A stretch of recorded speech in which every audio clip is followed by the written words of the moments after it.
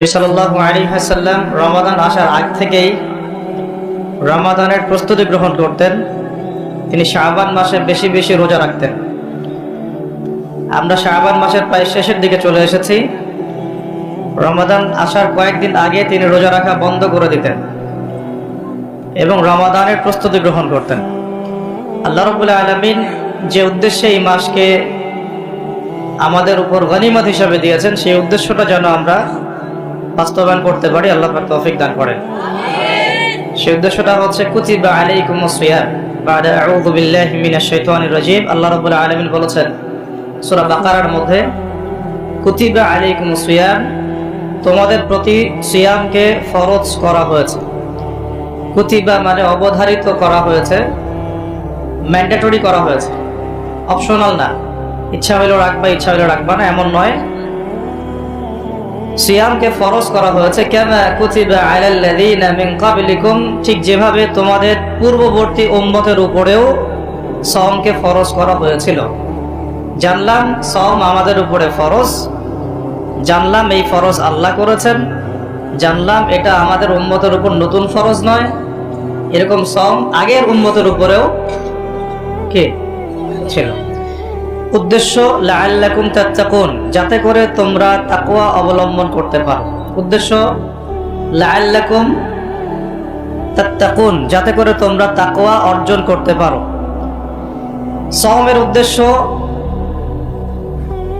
লোক দেখানো আমল নয়, সওমের উদ্দেশ্য না খেয়ে থাকা নয়, সওমের উদ্দেশ্য পানি না খেয়ে থাকা নয়, স্ত্রী সহবাস ছেড়ে দেয়া না। সওমের উদ্দেশ্য এই সবগুলো কাজের মধ্য দিয়ে আল্লাহ পাকের ভীতি, তাকওয়া অর্জন করা। কেমন? গতকাল হয়তো অনেকে রোজা ছিলেন, বৃহস্পতিবার ছিল, হয়তো অনেকে কাজা সওমগুলো রাখছেন, বা অনেকে শাবানের সওম রাখছেন। রোজা রাখা অবস্থায় আমরা কি পানি খেয়েছি? খাবার খাই? স্ত্রী সহবাস করি? খাবার খাওয়া হালাল না হারাম? পানি পান করা হালাল না হারাম? স্ত্রী, বিয়ে করা স্ত্রী, তাকে স্পর্শ করা বা তার সাথে সময় কাটানো হালাল না হারাম? সওম রেখে আল্লাহ পাকের সন্তুষ্টির জন্য আমি সব হালাল ছেড়ে দিলাম। কি ছাড়লাম? খাবার হালাল ছেড়ে দিলাম, পানি হালাল ছেড়ে দিলাম, এবং স্ত্রী হালাল ছেড়ে দিলাম।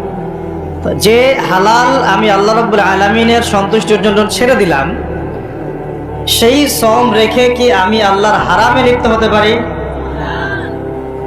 এবং যতক্ষণ আমরা সওমরত অবস্থায় থাকি, আমরা কি ইচ্ছা করলে খেতে পারি না?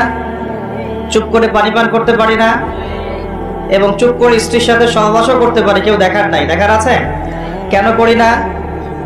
যে কারণে করি না, ওই কারণটার নাম হলো তাকওয়া। বুঝাতে পারতেছি? যে কারণে করি নাই, সেই কারণটার নাম কি? কেন করি নাই? কারণ আমি উপলব্ধি করেছি আমি খেতে পারবো না, আল্লাহ আমাকে দেখবেন। রোজা রাখা অবস্থায় আমি পানি পান করি নাই, কারণ আমার মধ্যে এই কনসিয়াসনেস ছিল যে আল্লাহ আমাকে দেখছেন। স্ত্রী সহবাস করতে পারতাম, করি নাই কেন? কারণ আমি উপলব্ধি করেছি বা আমার মনে এই কনসিয়াসনেস ছিল যে আল্লাহ আমাকে দেখছেন, আর কেউ না দেখুক আল্লাহ পাক দেখছেন। এই আল্লাহ কনসিয়াসনেস বা আল্লাহ সম্পর্কে সচেতনতা, এটার নাম হলো তাকওয়া। এই তাকওয়ার শিক্ষা দেওয়ার জন্য সওম আমাদের জীবনে প্রতি বছর ঘুরে ঘুরে আসছে রমাদান। এখন যে সওম রেখে আমরা আল্লাহ পাকের হালাল ছেড়ে দিলাম এই চিন্তা করে যে আল্লাহ আমাকে দেখছেন, আল্লাহ আমাকে শুনছেন, সেই সওম রেখে কেউ কি আল্লাহর হারামে লিপ্ত হতে পারবে? হলে কি রোজা এবং রমাদানের হক আদায় হবে? কথা কি বোঝা যাচ্ছে? তাহলে এই হাদিসটা একটু শুনি। নবী সাল্লাল্লাহু আলাইহি ওয়াসাল্লাম বলেছেন, সেই ব্যক্তির না খেয়ে থাকায় এবং সেই ব্যক্তির পানি পান না করায় আল্লাহ পাকের কিছুই আসে যায় না। যে ব্যক্তি রোজা রেখে মিথ্যা বলা ছাড়তে পারে নাই, অশ্লীলতা ছাড়তে পারে নাই, হারাম ছাড়তে পারে নাই, সেই ব্যক্তির না খেয়ে থাকায়, সেই ব্যক্তির পানি পান না করায়, সেই ব্যক্তি যে স্ত্রী সহবাস করলো না, এগুলোতে আল্লাহ পাকের কিছুই যায় আসে না। যে ব্যক্তি রোজা রেখে মিথ্যা বলল, অশ্লীলতা প্রদর্শন করলো, অথবা গীবত করলো, অথবা আল্লাহ পাকের কাবায়ের ফাওয়াহিশে লিপ্ত হলো, তার মানে কুতিবা আলাইকুমুস সিয়াম কামা কুতিবা আলাল লাযিনা মিন ক্বাবলিকুম লাআল্লাকুম তাত্তাকুন, এটা অর্জন করতে হলে রোজা রেখে আমাকে আল্লাহ পাকের সমস্ত হারাম ছেড়ে দিতে হবে। যে হালাল স্ত্রী আমি ছেড়ে দিলাম, সেই রোজা রেখে আমি হারাম ভাবে কোনো মেয়ের সাথে কথা বলতে পারি? অ্যাফেয়ার করতে পারে? কফি শপে বসতে পারে? বাইকে ঘুরতে পারে? জিনা করতে পারে? রোজা রাখার অর্থ হচ্ছে আল্লাহর সব হারাম ছেড়ে দেওয়া। এটাই রোজার শিক্ষা, লাআল্লাকুম তাত্তাকুন। আমরা প্রত্যেক বছর এই আয়াতের উপর বয়ান করি, খুতবা হয়, মিম্বর থেকে জুমার খুতবায় এই আলোচনাটা হয়। মূল কথাটা হচ্ছে এই উপলব্ধিটা আনা, আনতা আবুদুল্লাহা কাআন্নাকা তারাহ, তুমি এমন ভাবে আল্লাহর ইবাদত করো যেন তুমি আল্লাহকে দেখতে পাচ্ছ। আল্লাহ আমাদের সামনে থাকলে বা আমরা যদি আল্লাহকে দেখতে পারতাম, আমরা কি বেনামাজি থাকতে পারতাম? আমরা কি সুদ খাইতে পারতাম? আমরা কি আল্লাহ পাককে যদি দেখতাম বেনামাজি থাকতে পারতাম? ঘুষখোর হইতে পারতাম? দুর্নীতিবাজ হইতে পারতাম? মানুষের হক নষ্ট করতে পারতাম? আল্লাহর নবীজি বলছেন, আনতা আবুদুল্লাহা কাআন্নাকা তারাহ, তুমি এমন ভাবে আল্লাহর ইবাদত করো যেন তুমি আল্লাহকে দেখছো। এই চেতনা আসলে মানুষ হারামে লিপ্ত হতে পারবে না। হলেও তওবা করে ফিরে আসবে। হলেও কি করবে? সাথে সাথে তওবা করে ফিরে আসবে। আর ওয়াইল্লাম তাকুন তারাহু, তুমি যদি আল্লাহকে দেখতে না পারো, ফাইন্নাহু ইয়ারাক, জেনে রাখবা আল্লাহ তোমাকে দেখছেন। ঠিক যে উপলব্ধিটা আমরা রোজা রেখে অর্জন করি। আমরা খাই না, আমরা পানি পান করি না, তৃষ্ণায় গলা ফেটে যাচ্ছে, প্রচন্ড রোদ, ক্ষুধায় পেট চোচো করতেছে, খাই কেন? খাই না কারণ আমরা উপলব্ধি করি আল্লাহ পাক আমাদেরকে দেখছেন। কেউ না দেখুক আল্লাহ দেখবেন। গোসল করার সময় পানি খাইতে পারতেছি না। তো এই চেতনাটা শিক্ষা দেওয়ার জন্য রমাদান প্রতি বছর ঘুরে ঘুরে আসে। আল্লাহ পাক বলছেন, কুতিবা আলাইকুমুস সিয়াম কামা কুতিবা আলাল লাযিনা মিন ক্বাবলিকুম, এটা তোমাদের উপরে এখন ফরজ করা হয় নাই, তোমাদের আগের উম্মতের উপরেও ফরজ করা হয়েছিল, লাআল্লাকুম তাত্তাকুন, যাতে করে তোমরা তাকওয়া অবলম্বন করতে পারো। আর তাকওয়া সম্পর্কে নবীজি আরো একটা হাদিসে বলেছেন, আত-তাকওয়া হা হুনা, তাকওয়া হা হুনা বলতে তিনি বুকের দিকে ইশারা করছেন, মানে তাকওয়া আপনার লেবাস পোশাকে না। আমি পাগড়ি জুব্বা পরে বসে আছি মানে এই না যে আমি আপনার চেয়ে বেশি মুত্তাকি, যদিও এটা তাকওয়ার পোশাক। মুত্তাকি মানুষটা ঢিলেঢালা পোশাক পরবেন, নবীর সুন্নত অনুসরণ করবে, এটা একটা বৈশিষ্ট্য। কিন্তু এমন হতে পারে আমার চেয়ে আপনার তাকওয়া বেশি, হতে পারে কিনা? আর তাকওয়া হা হুনা, তাকওয়া কলিজার ভিতরে, কলবের ভিতরে। ওই আলহাজ টাইটেল লাগালেই যেমন জান্নাতে যাওয়া যাবে না, শুধু আলহাজ টাইটেল লাগালে কি জান্নাতে যাওয়া যাবে? আল্লাহ রাব্বুল আলামিন মানদণ্ড দিয়ে দিয়েছেন। মানদণ্ড, কে ভালো আল্লাহর কাছে, কে সম্মানিত, এটার মানদণ্ড আল্লাহ দিয়ে দিয়েছেন। ইন্না আকরামাকুম ইনদাল্লাহি আতকাকুম, তোমরা যত মানুষ পৃথিবীতে আছো তোমাদের মধ্যে আল্লাহর কাছে সবচেয়ে মকবুল, সম্মানিত, মর্যাদাবান মানুষ তারাই যারা এই তাকওয়ার পরীক্ষায় পাশ করেছে। তো এই তাকওয়ার শিক্ষাটা দেওয়ার জন্য রমাদান আসে। শিক্ষা নাম্বার 1, রোজা রাখবো রাখার মতো। রোজা রাখবো কি? যাতে তাকওয়া অর্জন করা যায়। রোজা রেখে আমি যেমন হালাল ছেড়ে দিয়েছি, রোজা রেখে আমাকে আমার সমস্ত হারাম ছাড়তে হবে। আর এই হারাম শুধু 1 মাস ছেড়ে দিব এমন না। ঈদের চাঁদ উঠে যাবে, শয়তান ছাড়া পাবে, আমরা আবার শয়তানের সাথে আতাত করে চলা শুরু করব, এটা রমাদানের শিক্ষা না। ওই শিক্ষাটাকে সারা বছর ধরে রাখতে হবে, এটা হলো রমাদানের শিক্ষা। আপনারা খেয়াল করে দেখবেন রমাদান মাসে অনেকে পরহেজগার হয়ে যায়, ঈদের চাঁদ ওঠার সাথে সাথেই আমরা আবার শয়তানের দাসত্ব শুরু করি। ঈদের দিন চাঁদ রাত বলে আমরা একটা কথা বলি না, ওই রাত্রেই প্রমাণ হয় যে শয়তান ছাড়া পাইছে। যেভাবে ধুমধারাক্কা গান বাজনার, বেলাল্লাপনার, পিকনিক টিকনিক এগুলো হয়, বোঝা যায় শয়তান এতদিন বন্দী ছিল 1 মাস, এখন ছাড়া পাইছে। তো 1 নাম্বার নসিহত, রোজা রাখতে হবে রাখার মতো, যে রোজা আমাকে তাকওয়ার শিক্ষা দিবে। আল্লাহ পাক আমাদেরকে এইভাবে রোজা রাখার তৌফিক দান করুন। 2 নাম্বার, আল্লাহ পাক তার আগে একটা কথা বলে নেই, এরপরে ভুলে যাবো আর। এই যে শুনলেন কুতিবা আলাইকুমুস সিয়াম, কুতিবা আলাইকুমুস সিয়াম, শুনছেন? অনেকে তো জানে, এখানে তালেব ইলম অনেকে আছেন, ওলামায়ে কেরামও আছেন, তাদেরকে ওয়াজ করার কিছু নাই আমার, আমি সাধারণ মানুষের জন্য বলছি। কুতিবা আলাইকুমুস সিয়ামের আগেও 2টা কথা আছে এই কিতাবে। সূরা বাকারার আয়াত বলছি, সূরা বাকারার মধ্যে কুতিবা আলাইকুমুস সিয়ামের আগেও কুতিবা আলাইকুম দিয়ে আরো 2টা কথা আছে। ঠিক আছে, এটা তো বুঝলেন। কুতিবা আলাইকুমুস সিয়াম, সিয়াম ফরজ করা হয়েছে। ঠিক একটু আগে যাবেন, 2-1 পৃষ্ঠা আগে গিয়ে দেখবেন আল্লাহ পাক আয়াত নাজিল করেছেন, কুতিবা আলাইকুমুল কিসাস, তোমাদের উপরে কিসাসকেও ফরজ করা হয়েছে। কি ফরজ করা হয়েছে? ওই যে কুতিবা আলাইকুমুস সিয়াম তো বুঝলো, এটা রোজা রাখতেছে 1 মাস, কুতিবা আলাইকুমুল কিসাস বুঝে না। কুতিবা আলাইকুমুল কিসাস আর কুতিবা আলাইকুমুস সিয়াম একই মিজানে না ভাইরা? বুঝতে পারতেছেন তো আপনারা? একই মিজানে, একই ওজনে না? তো কুতিবা আলাইকুমুল কিসাস, তোমাদের উপরে কিসাসকেও ফরজ করা হয়েছে। তোমাদের বলতে আমাদের সবার উপরে, মুসলিমদের উপরে। কিসাসটা কি? কিসাসটা কি? কেউ যদি কোনো ভাইকে অন্যায়ভাবে হত্যা করে, তাকেও সেভাবেই করতে হবে, এটা হলো কিসাস।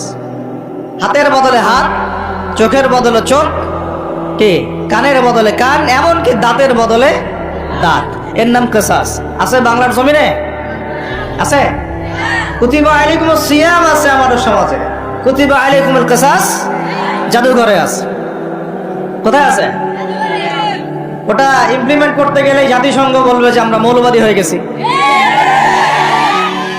আপনারা পড়েন প্রত্যেক রাতে তাবারাকাল্লাযী বিয়াদিহিল মুলক, তাই না? সূরা মুলক তো পড়েন রাতে, রাতের বেলা সূরা মুলক পড়ার অভ্যাস করেন। নবী সাল্লাল্লাহু আলাইহি ওয়াসাল্লাম এই সূরাটাকে বলেছেন এই সূরা কবরের আযাব থেকে বাঁচাই দিবে ইনশাআল্লাহ। উসমান রাদিয়াল্লাহু আনহু সামনে জান্নাত জাহান্নামের আলোচনা করা হলে তিনি কাঁদতেন না, খুব কম কাঁদতেন, কিন্তু কবরস্থানে কবর দেখলে তার দাড়ি অশ্রু দিয়ে ভিজে যাইত। আর এই জায়গায় যে পার পাবে সে সব জায়গায় পার পেয়ে যাবে ইনশাআল্লাহ। ওই জায়গার একাকিত্বে ওই আযাব থেকে বাঁচাবে একটা সূরা, কি নাম? সবাই মুখস্থ করবেন ইনশাআল্লাহ।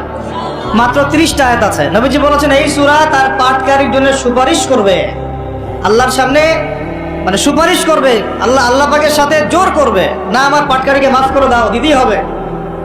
এক পর্যায়ে আল্লাহ পাক মাফ করে দিবেন ইনশাআল্লাহ। তো এই সূরাটা 30টা আয়াত আছে। নবীজি বলেছেন আমার মন চায় সবাই যেন এই সূরাটা মুখস্থ করে। তো নবীর একটা মন চায়, আমরা সেটা করব না?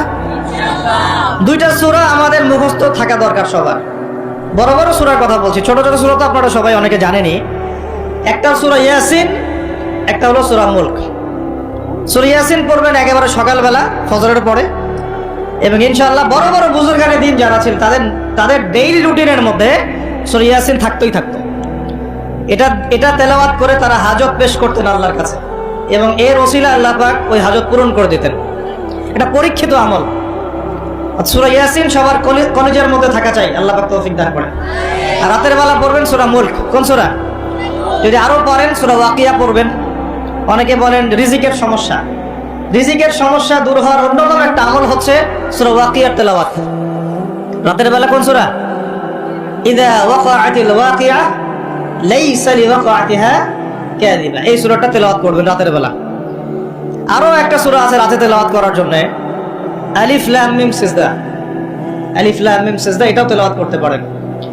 তো যাই হোক, সূরা মুলকের প্রথম আয়াত আপনারা পাবেন তাবারাকাল্লাযী বিয়াদিহিল মুলকু ওয়া হুয়া আলা কুল্লি শাইইন কাদির। আমরা এটা পড়ি, শুধু খালি পড়ি, প্রত্যেক হরফে 10 নাকি হবে, এই জন্য পড়ি বেশিরভাগ মানুষ। কারণ বাংলাদেশের বেশিরভাগ মানুষ কোরআনের অর্থ জানে না। বাংলাদেশের 16 কোটি মুসলমানের আমার ধারণা 15 কোটি কোরআনের অর্থ জানে না। 1 কোটি মানুষ জানতে পারে যারা মাদ্রাসার সাথে সম্পৃক্ত আর কি। এই জন্য আমরা বলি যে যদি পাঠ্যপুস্তকে কোরআন শিক্ষাটা বাধ্যতামূলক থাকতো, তাহলে বাংলার 16 কোটি মানুষ কোরআনের অর্থ জানতো। এই কাজটা কি খারাপ হতো না ভালো হতো? আর শিক্ষামন্ত্রীকে এটা কে বুঝাবে? কে বুঝাবে? আপনারা বুঝাতে পারলে বুঝান, কে বুঝাবে? এই যাদেরকে দায়িত্ব আল্লাহ পাক দিয়েছেন তাদেরকে এটা বুঝাবে কে? আমরা তো ছোট মানুষ। যদি নবী সাল্লাল্লাহু আলাইহি ওয়াসাল্লামের জীবনী সিরাত প্রত্যেকের পাঠ্যপুস্তকে বাধ্যতামূলক থাকতো, 16 কোটি মুসলিম জনগণ নবীর জীবনী জানতে পারত। এই রমজান মাসে দেখবেন বাজারে অনেক সিন্ডিকেট হবে। আপনি এগুলো মিষ্টি মিষ্টি কথা বলে এগুলো বন্ধ করতে পারবেন না। যখন এরকম দুর্নীতিগুলো হবে বাজারে মার্কেটে, ধরবেন, মোবাইল কোর্ট বসাবেন, 6 মাসের জন্য ঢুকাবেন, পারলে একটা করে আঙ্গুল দিবেন কাইটা, তারপর দেখবেন সব সিধা হয়ে গেছে। সবকিছু দাওয়াত দিয়ে আর ওয়াজ করে হয় না, একটা সিস্টেম থাকে। আমি বলি কি, একটা বিষয় বুঝেন, একটা বিষয় হচ্ছে প্রাকৃতিকভাবে উৎপন্ন হচ্ছে কিছু জিনিস, আর আপনি একটা ফ্যাক্টরি দিয়েছেন, ফ্যাক্টরি থেকে উৎপাদন বাড়বে না কমবে?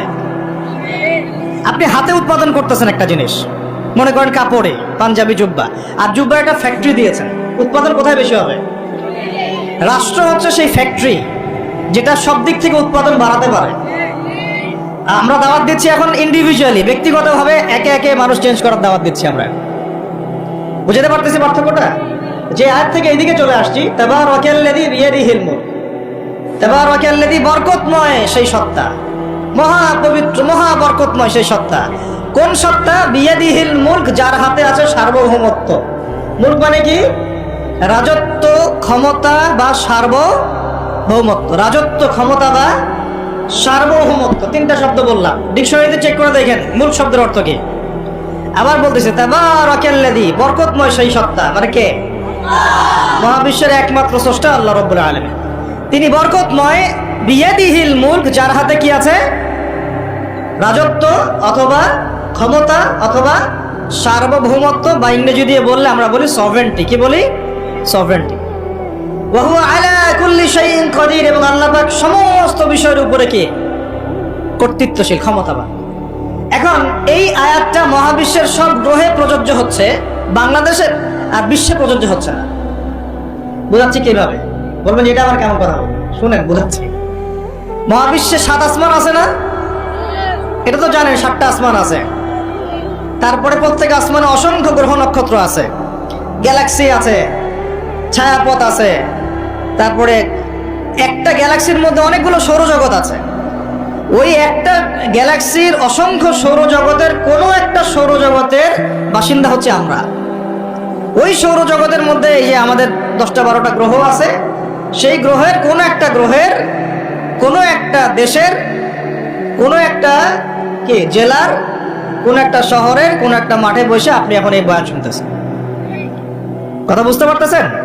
আর পুরো মহাবিশ্ব 7 আসমানে নবী সাল্লাল্লাহু আলাইহি ওয়াসাল্লাম বলছেন, মেরাজের রাতে আমি দেখেছি একটা বিঘত, এতটুকু বিঘত মানে 1 টক্কর জায়গা ফাঁকা নাই যেখানে আল্লাহর কোনো ফেরেশতা দাঁড়িয়ে বসে বা সেজদারত অবস্থায় আল্লাহর ইবাদত করতেছে না।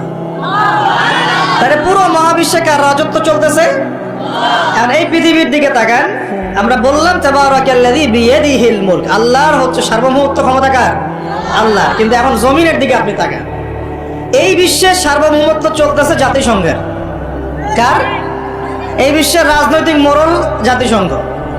আপনি ইসলামিক বিধানের কথা যতই বলেন তারা মানবে না, সোজা কথা। আপনি যদি বলেন কোরআন এবং হাদিস এবং সর্বশেষ নবী মুহাম্মদ সাল্লাল্লাহু আলাইহি ওয়াসাল্লাম আমাদেরকে এইগুলো দিয়ে গেছেন, আল্লাহ পাক এইগুলো নাজিল করছেন, আসেন এইগুলোর আলোকে বিশ্ব গড়ি, ওরা মানবে না। বরং ওরা আপনার উপর যুদ্ধ ঘোষণা করবে। কি করবে? এ হচ্ছে এই বিশ্বের সবচেয়ে বড় তাগুত, সবচেয়ে বড় কাফের, সবচেয়ে বড় মুশরিক, সবচেয়ে বড় মুনাফিক। ও যদি বলে যে কোরআন বাদ দিতে হবে, আমার মাথায় যে বুঝ আসে ওই বুঝ অনুযায়ী চলবো, তাহলে সারা বিশ্ব বলবে হ্যাঁ এটাই ঠিক। নাউজুবিল্লাহ। অর্থনৈতিক মোড়ল সে যদি বলে আল্লাহ বা কোরআনে সুদ হারাম করছেন, তো কি হয়েছে? আমাদের ব্যাংকিং সিস্টেম চলবে সুদের উপর, সারা বিশ্ব বলবে এই যে সামি'না ওয়া আতা'না, ইয়েস স্যার, শুনলাম মানলাম। তারা বুঝেন না আমার। ও সারা বিশ্বকে যদি বলে ওদের ব্যাংকিং সিস্টেম, প্রত্যেকটা ব্যাংকিং সিস্টেম চলবে সুদ ভিত্তিক, আল্লাহ কোরআনে হারাম করুক আর হালাল করুক দেখার দরকারই নেই আমাদের। নাউজুবিল্লাহ। মানলে ইচ্ছা হইলে মানেন, না ইচ্ছা হইলে আমরা বোম মেরে উড়াই দেব। ইচ্ছা হইলে মানেন, না হলে কি একেবারে দিব শেষ করার জন্য অনেক অস্ত্র আছে ওদের। যারা পলিটিক্যাল অ্যাফেয়ার্স ঘাটাঘাটি করেন তারা জানে এদের 72টার মতো অস্ত্র আছে। ইকোনমিক স্যাংশন একটা অস্ত্র, চাপ প্রয়োগ করা একটা অস্ত্র, বিল পাস করা একটা অস্ত্র, নেগোশিয়েট করা একটা অস্ত্র, অন্যকে দিয়ে চাপ দেওয়া হবে একটা অস্ত্র। এগুলো অস্ত্র করতে করতে সর্বশেষ অস্ত্র হচ্ছে একেবারে ওই আফগানিস্তান বানায় ছেড়ে দিবে, একেবারে ওই ইরাক বানায় ছেড়ে দিবে, একেবারে ওই সিরিয়া বানায় ছেড়ে দিবে, একেবারে ইয়েমেন বানায় ছেড়ে দিবে। ওটা সবচেয়ে বড় অস্ত্র। এই জন্যে আন্ডারে যারা আছে এরা সবাই স্যালুট মারে, ঠিক আছে আপনি যা বলবেন তাই। তো এই কারণে সারা বিশ্বে অর্থনৈতিক ক্ষেত্রে ও হচ্ছে এখন সুদ ভিত্তিক অর্থনৈতিক সিস্টেমের মোড়ল। যেই সুদ সম্পর্কে আল্লাহ পাক কোরআনে বলেছেন যদি সুদ না ছাড়ো তাহলে আল্লাহ এবং তার রাসূলের সাথে যুদ্ধের ঘোষণা শুনে না। কথা বুঝে যাচ্ছে না মনে হয়? আল্লাহ পাক কোরআনে বলছেন সুদ যদি না ছাড়ো, সুদ যদি তোমরা মুসলমানরা মুমিনরা না ছাড়ো তাহলে আল্লাহর সাথে এবং রাসূলের সাথে যুদ্ধের ঘোষণা শুনে রাখো। সূরা বাকারা পড়েন, সূরা বাকারা পড়েন। আল্লাহ পাক বলছেন ইয়া আইয়ুহাল্লাযীনা আমানু ইত্তাকুল্লাহ ওয়া যারু মা বাকিয়া মিনার রিবা ইন কুনতুম মুমিনিন ফাইন লাম তাফআলু ফাযারু বিহারবিন মিনাল্লাহি ওয়া রাসূলিহি। তাহলে আল্লাহ পাক এখানে বলছেন হারাম, যদি খাও তাহলে আল্লাহর সাথে যুদ্ধ করতেছো, নবীর সাথে যুদ্ধ করতেছো। ওরা বইলা দিল এটা ফরজ। কি কি এটা? তুই মানলে মান, না মানলে যা, তোর ব্যাপারে ব্যবস্থা আমরা পরে নিব। তাহলে আমরা এই পুরো বিশ্বে এখন কার সার্বভৌমত্ব চলতেছে? কোরআনে? জি না, কোরআন ওই তেলাওয়াত করার জন্য রেখে দেওয়া হয়েছে। কিসের জন্য? ঘরের কোনায় তেলাওয়াত করেন আপনি কোরআন, কোনো সমস্যা নাই। এই রমজানে প্রত্যেকদিন 1 খতম দিবেন, 30 দিন 30 খতম দেন, ওদের কিচ্ছু যায় আসে না। কথা বুঝাতে পারতেছি না বলো? আপনি ব্যক্তিগত জীবনে কোরআন 30 দিন 30 খতম দেন, কিচ্ছু যায় আসে না এদের। কিন্তু কোরআনের এই যে মৌলিক বিধানগুলা, এগুলো আপনি বিশ্বে বাস্তবায়ন করতে পারবেন না এখন। কারণ সার্বভৌমত্ব এখন আমরা আল্লাহর হাত থেকে কেড়ে নেওয়ার চেষ্টা করে তাগুতের হাতে দিয়ে দিয়েছি। এই কারণে বিশ্বের উপরে গজব ঘুরতেছে। যে কোনো সময় আসবে ইনশাআল্লাহ, যে কোনো সময় আসবে, এটা আমরা নিশ্চিত। আল্লাহ রাব্বুল আলামিনের গজব আসবেই আসবে। আল্লাহ রাব্বুল আলামিন এইখানে বলেছেন চুরি করলে হাত কেটে দিবা। কি করবা? ওই যে কিতাব আপনি 10 নেকির জন্য তেলাওয়াত করেন, প্রত্যেক হরফে কত নেকি হবে? 10 নেকি হবে। তেলাওয়াত করি মাশাআল্লাহ, 100 খতম দেন সারা জীবনে, কোনো সমস্যা নেই। তো ওই কিতাবের মধ্যেই সূরা মাইদা আল্লাহ বলেছেন যে চুরি করলে চোরের কি করবা। তো এটা আপনি ওদেরকে বুঝাইতে পারবেন না, এখন বুঝাইতে পারবেন না। ওইটা তেলাওয়াত পর্যন্তই, ফুল স্টপ। তারপরে এমনি নরমালি যদি কেউ জিনা করে, সূরা নূর অনুযায়ী আল্লাহ রাব্বুল আলামিন বলছেন যে সূরা নূরের 2 এবং 3 নম্বর আয়াতে 100টা বেত্রাঘাত করবা জনসমক্ষে। কয়টা বেত্রাঘাত? বাংলাদেশের বহু ছেলে মেয়ে এখন 100 বেত্রাঘাত পাওয়ার শাস্তি মাথায় নিয়ে ঘুরতেছো তোমরা, নাউজুবিল্লাহ। যার শুরুটা হয় ওই টেক্সটের মাধ্যমে, তারপরে দেখা সাক্ষাৎ, তারপরে এটা, তারপরে ওইটা। ঢাকা শহরে এর পরিসংখ্যান বেশি না কম? কত বেশি? কতগুলো ছেলে পাওয়া যাবে যারা এই পাপে লিপ্ত হয় নাই? কতগুলো মেয়ে পাওয়া যাবে যারা এই পাপে লিপ্ত হয় নাই? কতগুলো আপনি দেবর পাবেন যারা জেনা করে নাই? কতগুলো ভাবি পাবেন জেনা করে নাই? কতগুলো দুলাভাই পাবেন শালীর সাথে জেনা করে নাই? কতগুলো ছেলে পাবেন বিবাহিত ছেলে যারা বাইরে পরকিয়া করে নাই? শুধু আল্লাহ পাকই জানেন ভালো এই জাহেলিয়াতের মধ্যে কত পার্সেন্ট মানুষ পবিত্র থাকতে পারছে। শুধু আল্লাহ ভালো জানেন, আর কেউ জানে না। আমি বেশি বলতেও চাচ্ছি না, কারণ আমরা সবাই এই শহরেই থাকি। আর ঢাকাতে যারা থাকে তারা মোটামুটি ভাবে একটা কেয়ামতের শহরেই থাকে। কারণ এখানে এমন কোনো পাপ নাই যেটা হচ্ছে না, এমন কোনো পাপ নাই। একেবারে প্রতারণা দিয়ে ভর্তি, উপর থেকে নিচ পর্যন্ত। এই শহরে প্রথম যে জিনিসটা উঠে গেছে এটা হচ্ছে বিশ্বাস। কি উঠে গেছে? দ্বিতীয় উঠে গেছে আমানতদারিতা। বিশ্বাস উঠে গেছে, এখানে নাই। আমানতদারিতা নাই। কে কার উপর দিয়ে টক্কর দিতে পারে, এটা হচ্ছে আমাদের এজেন্ডা আর কি। একটা রাস্তার যে ভিক্ষুক, এরও মাথায় যে এত শয়তানি বুদ্ধি, আর অন্য সেক্টর না হয় নাই বললাম। আপনার কাছে টাকা যাচ্ছে গাড়ির গ্লাসে নক করে, ও কিন্তু পাটা ভালোই আছে, ও ল্যাংড়ানোর অভিনয় করতেছে। কত বুদ্ধি! কেউ আবার ইচ্ছা করে একটা আঙ্গুল বা হাত কাটে নিয়েছে, ইচ্ছা করে কাটছে, সারা জীবন কোনো কাজ করা লাগবে না, এটা করেই খাবে। কেউ আবার ইচ্ছা করে হিজরা হচ্ছে এই শহরে, এটা সারা জীবন কাজ করা লাগবে না, এমনি খাবে। কত বুদ্ধি মানুষের মাথায়, চিন্তা করছেন?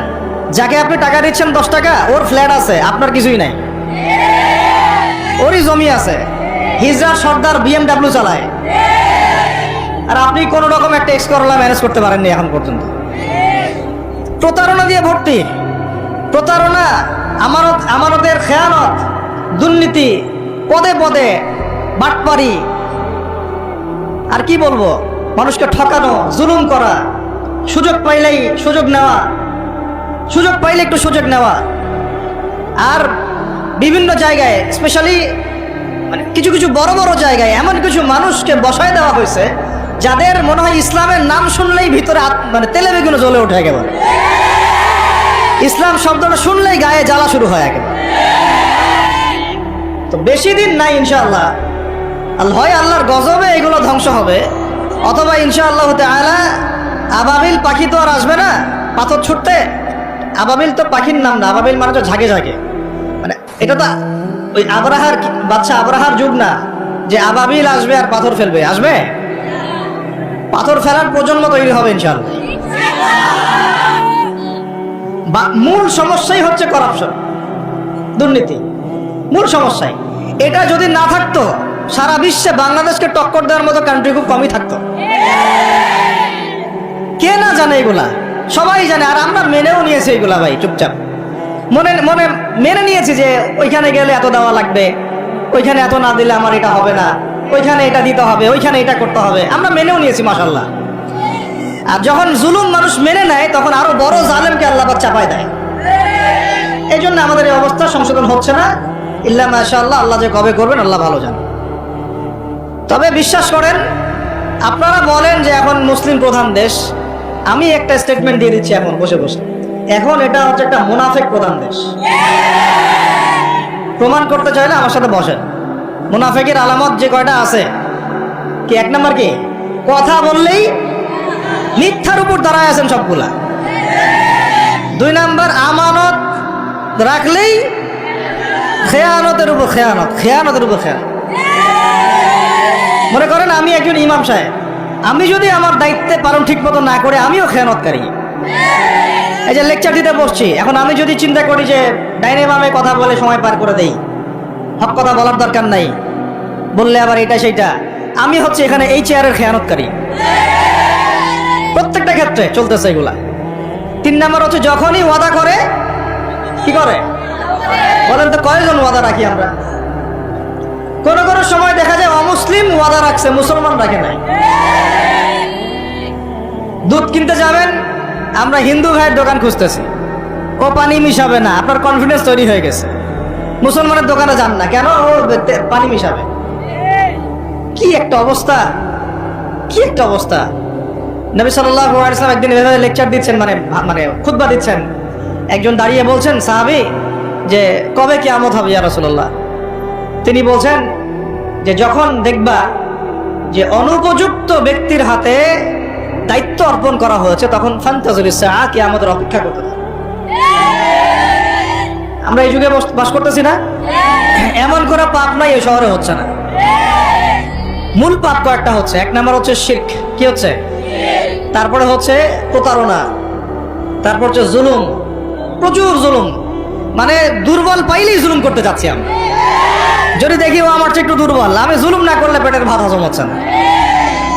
জুলুম করাটাকে আমরা ক্রেডিট মনে করি যে আমি জিতে গেলাম। আরে ভাই, কাল কিয়ামতের মাঠে কি হবে আপনার আমার অবস্থা? কাল কিয়ামতের মাঠে কি হবে অবস্থা?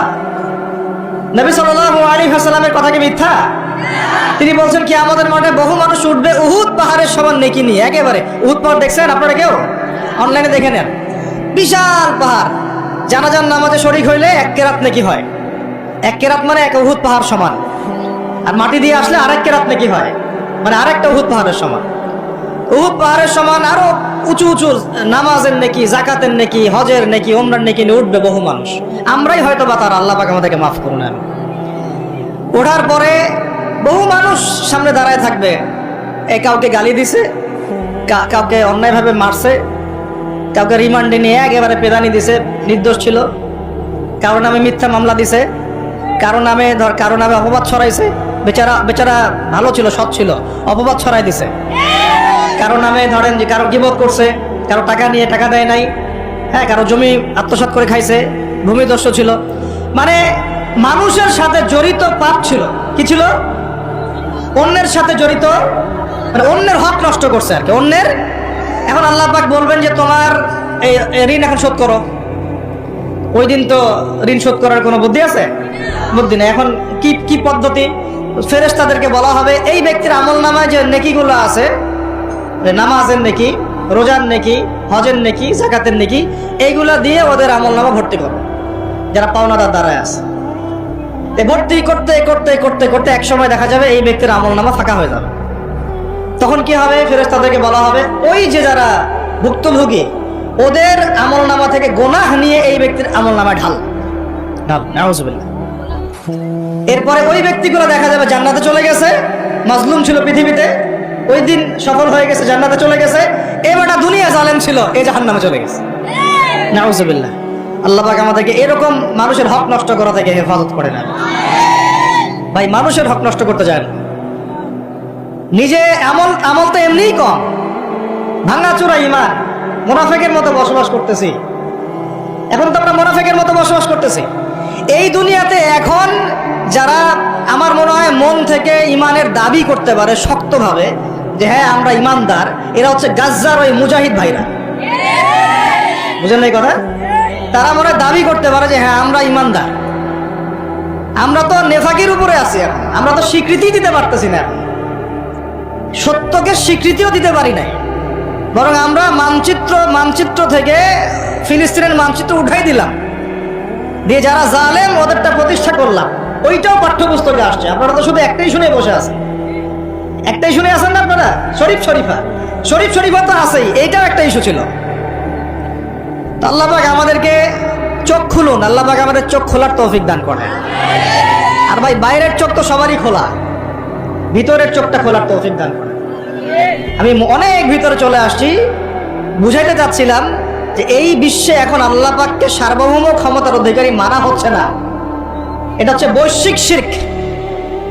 রাজনৈতিক ক্ষেত্রে আমরা আল্লাহর সার্বভৌমত্ব মানছি না, অর্থনৈতিক ক্ষেত্রে আমরা আল্লাহর দেয়া বিধান মানছি না, শিক্ষা ক্ষেত্রে আমরা আল্লাহ পাকের দেয়া শিক্ষানীতি মানছি না, সংস্কৃতির মধ্যে আমরা আল্লাহর সংস্কৃতি মানছি না, ব্যক্তি জীবনে, ইবাদতের জীবনে, পারিবারিক জীবনে, সামাজিক জীবনে আমরা আল্লাহ পাকের সার্বভৌমত্বকে বাদ দিয়ে মানুষের সার্বভৌমত্ব প্রতিষ্ঠা করেছি। আর আমরা তেলাওয়াত করতেছি তাবারাকাল্লাযী বিয়াদিহিল মুলক, আবার পড়তেছি কুলিল্লাহুম্মা মালিকাল মুলক, হে বলুন হে রাজত্বের অধিকারী, তুতিল মুলকা মান তাশা ওয়া তানজিউল মুলকা মিম্মান তাশা। আর তো জানেন না আপনারা, সূরা আলে ইমরানে আছে। তো আমাদের কথা আর বাস্তবতার মধ্যে অনেক ফারাক। আল্লাহ পাক আমাদেরকে কোরআন গভীরভাবে অনুধাবন করার তৌফিক দান করেন। খালি তেলাওয়াত করলেই হবে না ভাই, এর অর্থটা জানতে হবে। অর্থ না জানলে পরে তেলাওয়াত করলে নেকি হবে না, এটা বলি নাই আমি। বলেছি শুধু তেলাওয়াত করলেই পুরো হক আদায় হয় না, শুধু তেলাওয়াত করলেই পুরো হক আদায় হয় না, 100 বার হয় না। আবার বলতেছি শোনেন ভালো করে, তেলাওয়াত করলে প্রত্যেক হরফে 10 নেকি হয়, কিন্তু শুধু তেলাওয়াত করলেই কোরআনের সম্পূর্ণ হক আদায় কোশ্চিনকালে হয় না। এই যে অর্থগুলো না জানলে আপনি কিভাবে বাস্তবায়ন করবেন, বুঝবেন কিভাবে, কি বলেছেন আল্লাহ পাক কোরআনে? এই যে একটা আয়াত নিয়ে এতগুলো কথা বললাম, আপনারা এখন চোখ খুললো যে সারা বিশ্বে আল্লাহর সার্বভৌমত্ব সভরেন্টি নাই। এখন আমরা মানুষেরটা প্রতিষ্ঠা করেছি কিছু কিছু জায়গায়, ইল্লা মাশাআল্লাহ, কিছু কিছু জায়গায় আমরা মেনে নিয়েছি যে আল্লাহ পাকের সার্বভৌমত্ব ক্ষমতার অধিকারী। এখন তো এটা মানুষের হাতে উঠাই দিয়েছেন।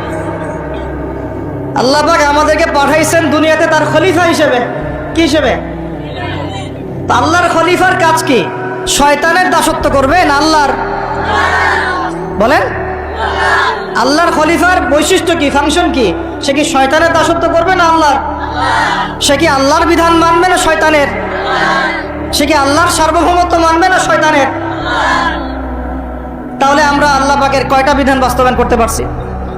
একজন আমাকে খুব কড়া ভাষায় বলছিলেন একদিন যে আপনি প্রথম ব্যক্তি মনে হয় বলেছেন ঢাকা হচ্ছে যে সিটি অফ আখিরুজ্জামান। আপনি চোখে দেখেন না ঢাকা শহরে এত এত মসজিদ আছে? বললাম যে এইটা আপনার চেয়ে আগে আমি দেখছি ঢাকা শহরে এতগুলো মসজিদ আছে, আমার কাছে হিসাব করা আছে কয়টা মসজিদ ঢাকায় আছে। তাহলে আপনি বললেন যে এটা সিটি অফ আখিরুজ্জামান। বললাম ঢাকা শহরে এতগুলো যে মসজিদ আছে কত বছর থেকে আছে? বলছে 50, 60, 70 বছর থেকে। তো বলো 70 বছরে কোরআনের আপনি একটা বিধান বাস্তবায়ন করতে পারছেন ঢাকায়? বলেন, পারছেন? ঢাকা শহরে কি চোরের হাত কাটা হয়? ঢাকা শহরে কি যে জেনার শাস্তি দেওয়া হয়? মদ পান করলে 40 লাঠি দেওয়া হয়? ব্যভিচার করলে রজম দেওয়া হয়? ধর্ষণ করলে প্রকাশ্যে মৃত্যু হয়? মসজিদ দিয়ে কি করবেন আপনি বলেন? এতগুলো মসজিদ দিয়ে কি করবে? মসজিদে আমরা নামাজ পড়ি, ব্যক্তিগত ইবাদত। আর মানুষের বাঙালিকে কারা জানি বুঝাইছে সারা জীবন যত ইচ্ছা পাপ কর, শেষ জীবন একটা মসজিদ বানায় যাইস বা মসজিদের সভাপতি হয়ে থাকিস। ঠিক আছে, যত ইচ্ছা কর, যা ইচ্ছা কর, সুদ খা, ঘুষ খা, সব কর, শেষে একটা মসজিদ বানাই দিস। কারণ হাদিসটা হচ্ছে মান বানা লিল্লাহি মাসাজিদান বানাল্লাহু বাইতান ফিল জান্নাহ। কেউ যদি আল্লাহর জন্য একটা মসজিদ বানায়, আল্লাহ পাক তার জন্য জান্নাতে একটা ঘর বানাবে। ব্যাস, এই হাদিসের উপর আমল কইরা কবরে যাবে।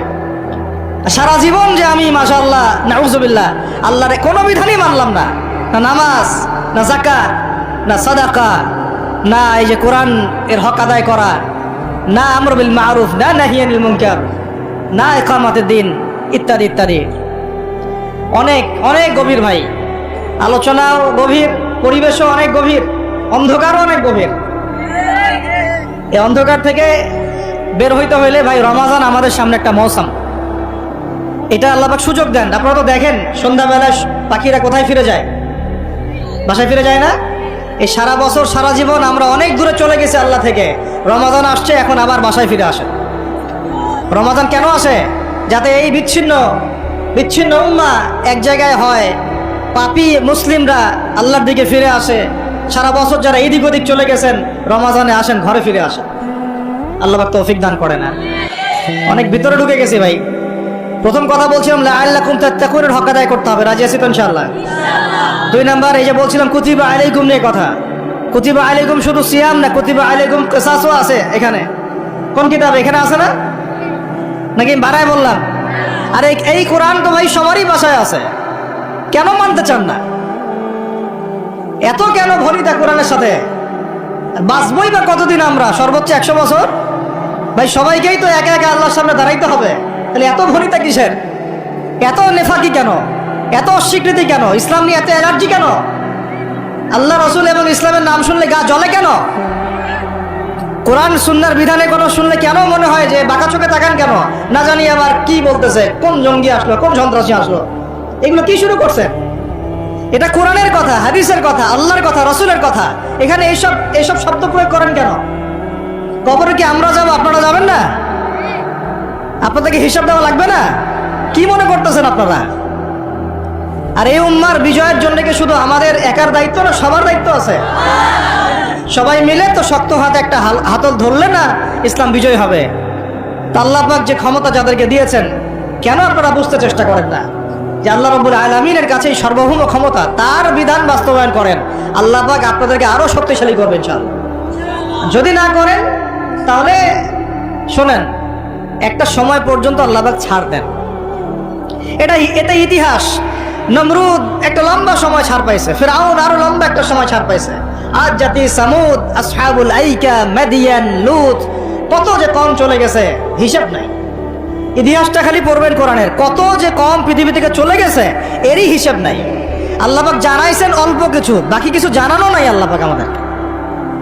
আল্লাহ পাক জানানি নাই অনেক কিছু আমাদেরকে, যেগুলো আমাদের দরকার সেগুলো জানাইছে কিছু কিছু। কেউ কি টিকতে পারছিল? কেউ কি আল্লাহর বিধানের বাইরে গিয়ে চলতে পারছে? দুনিয়া টিকতে পারছে? কেউ কি চিরস্থায়ী ছিল? কোন নবীও তো চিরস্থায়ী ছিল না।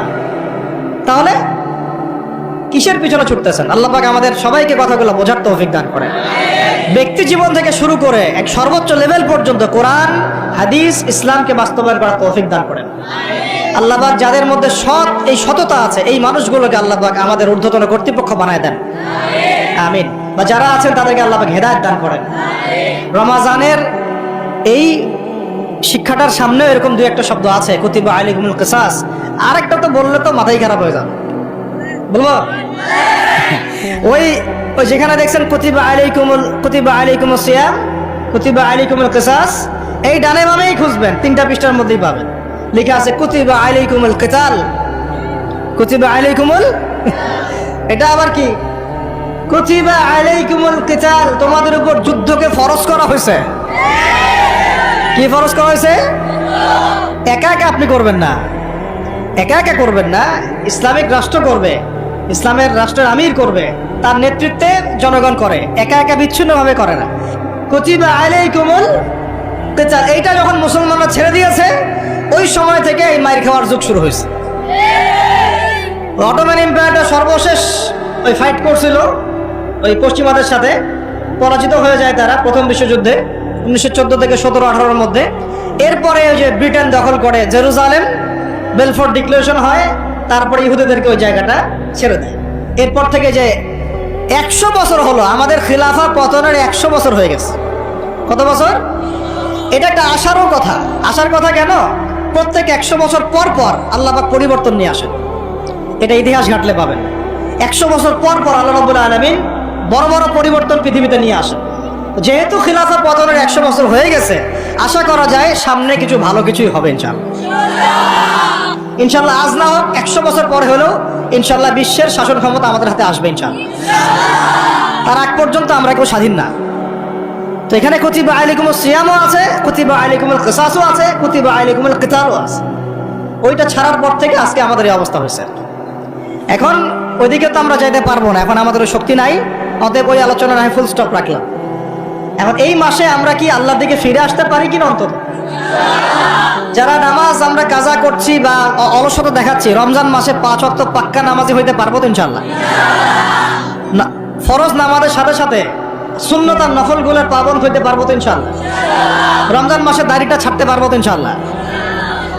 পোশাক চেঞ্জ করতে পারবো তো ইনশাআল্লাহ? সুদ ছাড়তে পারবো তো ইনশাআল্লাহ? সমস্ত জেনা ছাড়তে পারবো তো ইনশাআল্লাহ? মাপে কম দেওয়া ছাড়তে পারবো তো ইনশাআল্লাহ?